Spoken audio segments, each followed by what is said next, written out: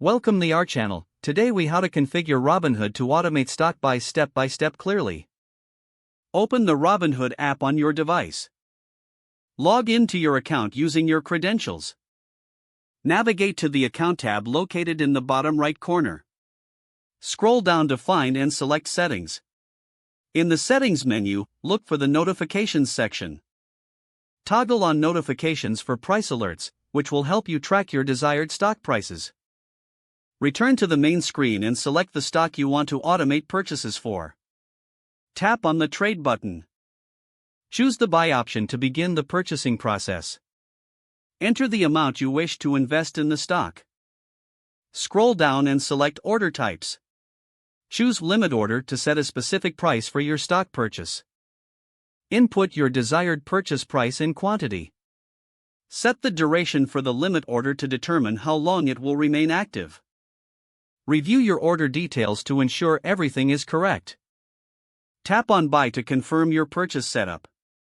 You'll receive a confirmation alert indicating your order has been placed.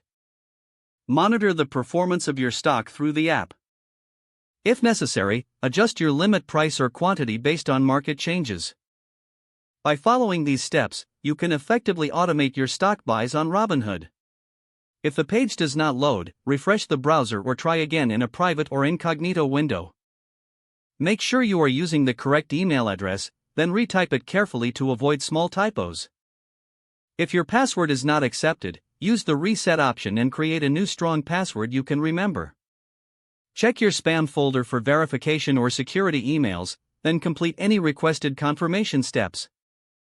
Enable two-factor authentication if available to improve account security and reduce unauthorized access risk. After signing in, review your profile details so your contact information and settings are accurate and current. If you see an error message, note it down and try again after restarting your device and internet connection. Log out when you finish, especially on shared devices, to keep your account and payment information secure. If the page does not load, refresh the browser or try again in a private or incognito window.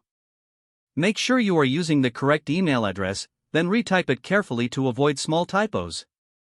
Don't forget to like this video and subscribe to our channel for more step-by-step tech guides.